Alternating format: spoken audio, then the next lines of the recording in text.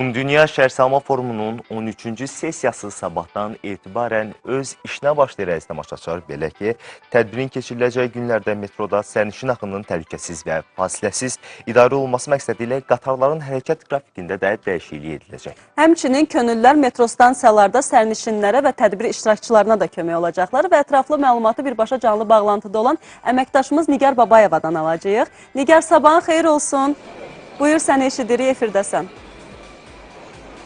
Buyur Nigar. Təşəkkür edirəm. Mən də sizi salamlayıram. Sabahınız xeyir olsun deyirik. Bəli, paytaxt Bakıda keçiriləcək Dünya Şəhərsalma Forumunun 13-cü sessiyası ilə əlaqədar Bakı metropoliteni gücləndirilmiş iş rejiminə keçid edir. Ətraflı məlumatı isə bizimlə birgə birbaşa bağlantıda olan Bakı metropoliteninin rəsmisi Bəxtiyar Məmmədov çatdıracaq. Bəxtiyar müəllim, sabahınız xeyir. Salam, hər vaxtınız xeyirli olsun. Bəli, Dünya Şəhərsalma Forumu ilə əlaqədar Bakı metropoliteni gücləndirilmiş iş rejiminə keçir. 17 may bazar gününə təsadüf etsə də həmin gün qatarların hərəkəti sıxlaşdırılır. İnterval 28 may Əhmədli arasında 2 dəqiqə 30 saniyə olacaq, amma ehtiyat qatarlar nəzərdə tutulacaq, çünki qonaqların axını gözlənilir.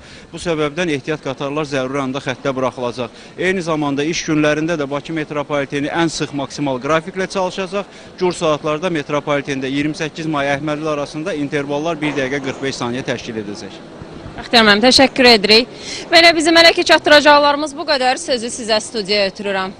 Nigar, sizə və müsahibinizə təşəkkürümüzü bildiririk.